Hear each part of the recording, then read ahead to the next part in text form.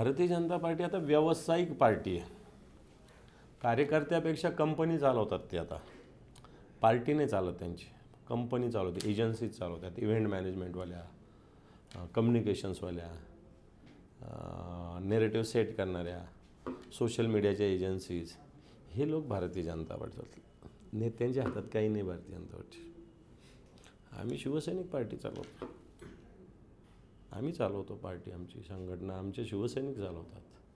आम्ही अशी कोणतीच मदत घेत नाही. आज इथं त्यांचं नुसतं डिजिटल स्वरूपात पार्टी चालू आहे. सदस्य नोंदणी डिजिटल, कार्यक्रम डिजिटल, सोशल मीडिया डिजिटल, सभा डिजिटल. मोदी तिथून बसतील, तुम्ही रेडिओवर ऐका, नाही तर टी व्हीवर पहा, डिजिटल.